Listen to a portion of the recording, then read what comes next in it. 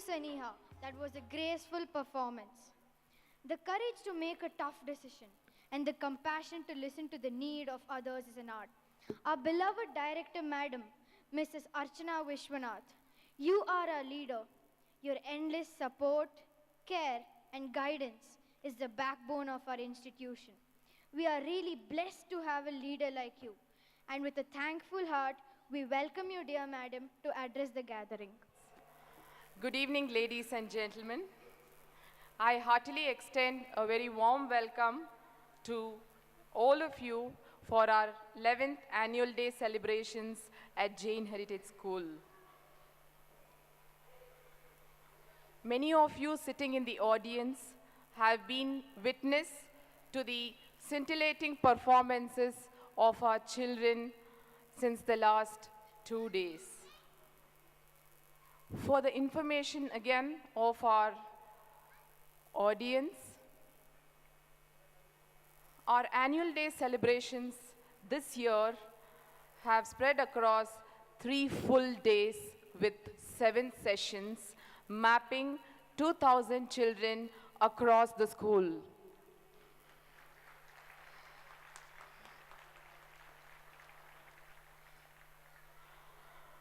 Again, this Herculean task of mapping the children has been undertaken by our entire team at JHS.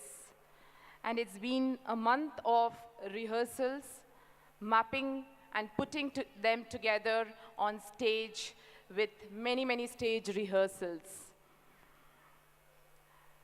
The annual day had to be postponed again for the information of our audience due to the CBSE Teachers Eligibility Examination here at Jain Heritage School. Our school was allotted as a center for the conduct of this examination.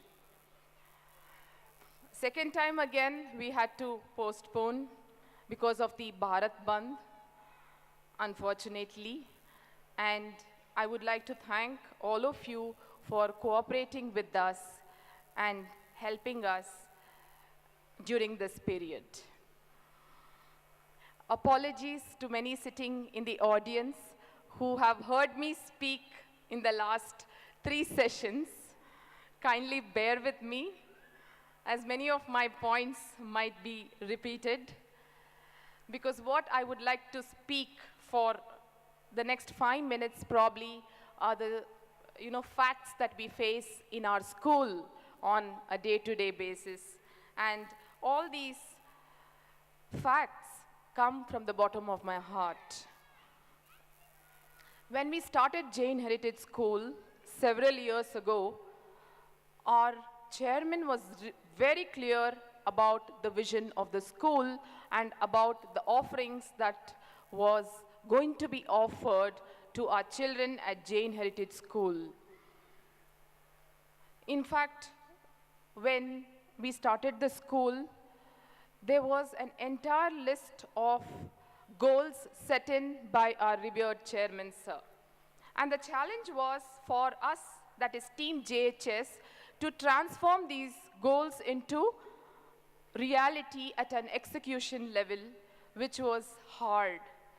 But then, looking back memory lane, last 9+ years, we've tried our best to give the right kind of exposure to children.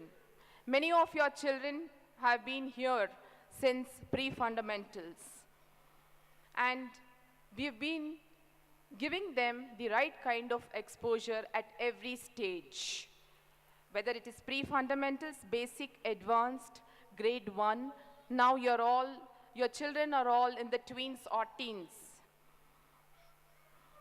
So since the last 9 years, it's been exposure. So at this stage again, they're all going to get into specialized areas. And it is a natural way in which they're going to choose. And it's not about expectations from your side or our side. It is about what talent they have naturally. And some of their talents can be honed naturally. But then our expectations and your expectations have to match what the child has in reality. I think that's reality. And today, as we are all aware, today's children are all living in a stressful world. Many of you have come to me saying that there are more assessments this year. Yes, we have increased the number of assessments, again, based on the challenges and the kind of guidelines that has been given by the Central Board of Secondary Education.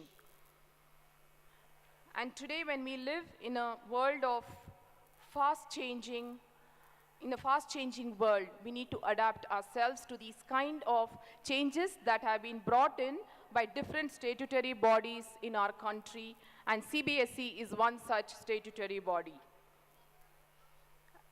As many of you are aware, from this academic year, Kannada has been introduced as the second language from grade 4.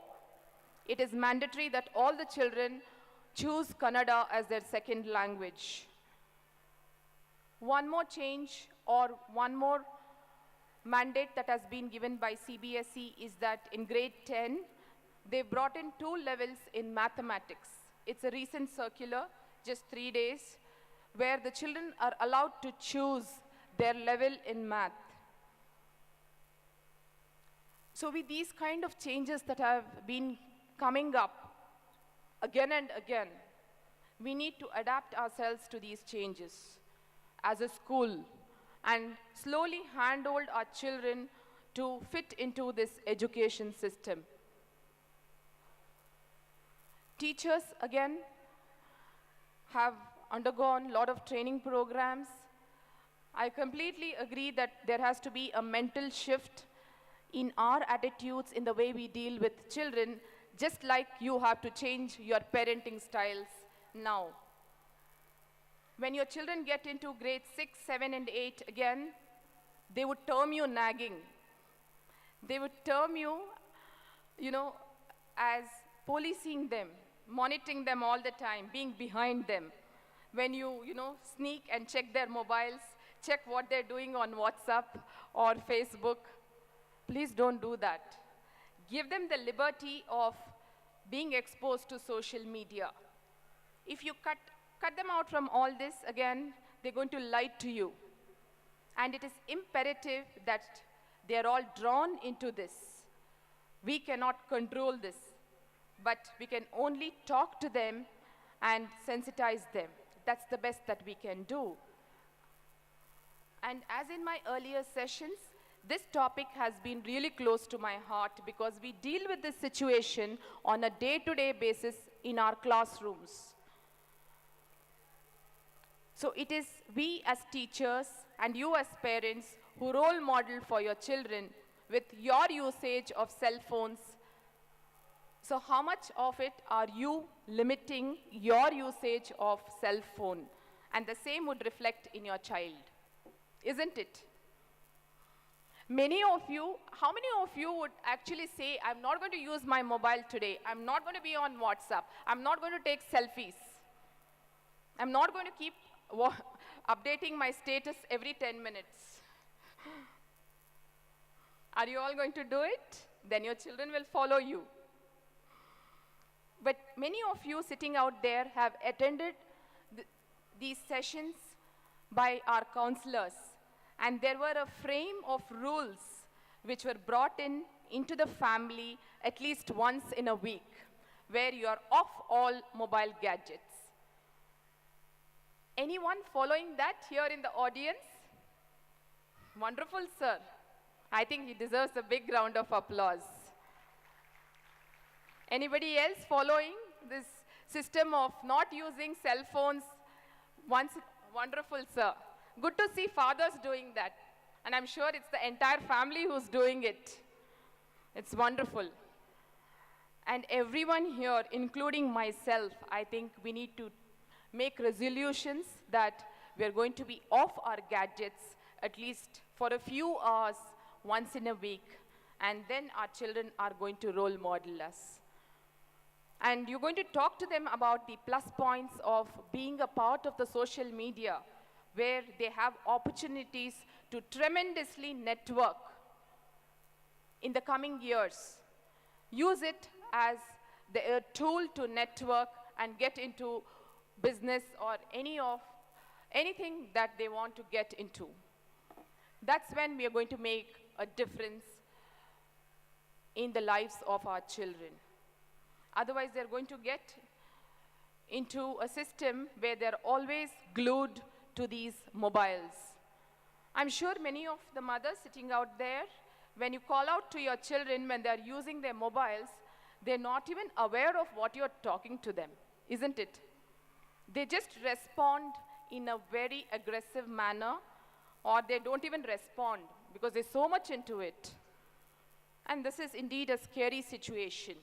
As I was sharing with the parents yesterday, games like PUBG or Fortnite are indeed very dangerous. And this kind of aggression that has set in must be controlled. In grade 4 and 5, again, when you talk to children, sometimes they snap at you, isn't it? When you talk to them, even in a normal manner, even in the school, they tend to be very loud, or they would snap at you.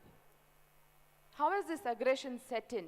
It's because of their exposure to various forms of social media, television, or any electronic gadgets. And I think this is something that is not in the control of the school or the parents, but then these things have to be continuously monitored, and we need to keep a check on ourselves.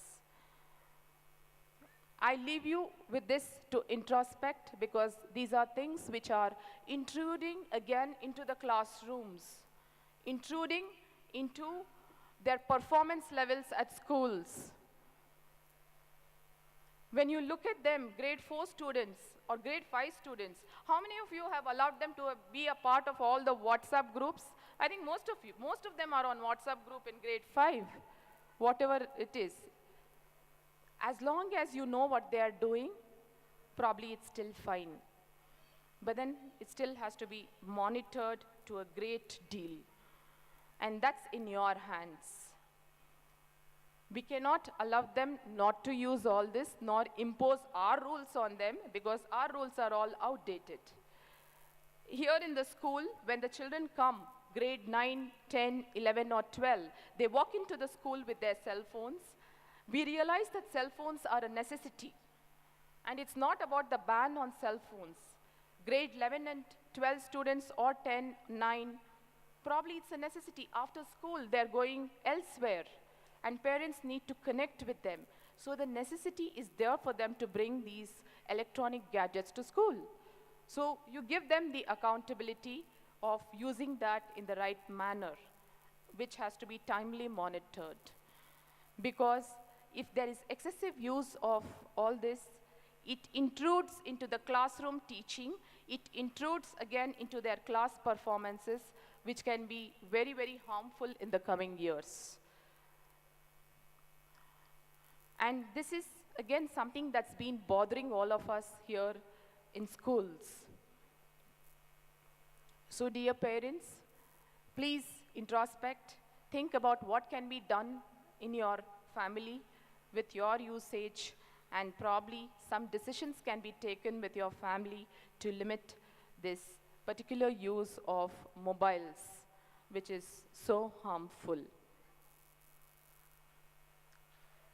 In the last academic year again, in grade 4 and 5, the children have been exposed to a lot of activities, whether it's competitions or assessments. They've been given the right kind of exposure by way of giving them an opportunity. And it is at this stage they get into their natural way of selecting what they want to do as they get into grade 6, as they get into grade 7. Because grade 6, again, is more of serious academic business, as I would like to call. And it has gotten tougher with CBSE introducing the annual board scheme of examination from grade 10. So it is imperative that they are going to be under a lot of stress, and they need to be continuously put under assessments, which is a need of the hour. Probably all of you have felt the heat of the assessments, with the portions being a little too much when it comes to the terminal examination. But then we want them, we want to groom them in the direction in which the CBSE has continuously kept giving mandates. So the school is left with no choice, and as parents, it is imperative that we handhold our children. Please do not worry about their marks, because we get so much absorbed into their marks. Sometimes it's very, very difficult for children to study the kind of portions that is given, and we need to give them some space.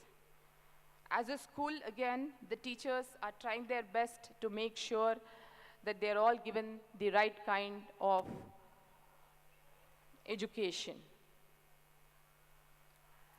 In our daily timetable, which has been the biggest challenge in the school, we have tried and mapped all the activities right from sports. Why do we give them sports? They all crave for sports.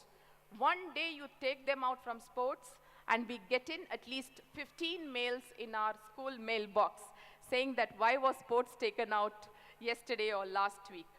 It's because they have such high energy levels, and we need to engage them in activities which gives them a lot of space. So, dear parents, as a school, we've tried our best to make sure that with changing times, with changing mental attitudes of the children, there's a lot of space given for them to play sports. And it's not always about their academic achievements or their sports achievements. You've just seen the awards function. It's only an appreciation of all their achievements, and we acknowledge that today. It's all about appreciation again, but each child again has different directions, and let us encourage them to do what they like. That's very, very important, and keep our expectations, to what they have. I think that's really important. At this juncture again, I'm sure all of you are waiting to watch your children perform on stage. I would like to extend my sincere appreciation to all the class teachers of grade 4 and 5. They've tirelessly worked throughout the year taking care of children, and please acknowledge them.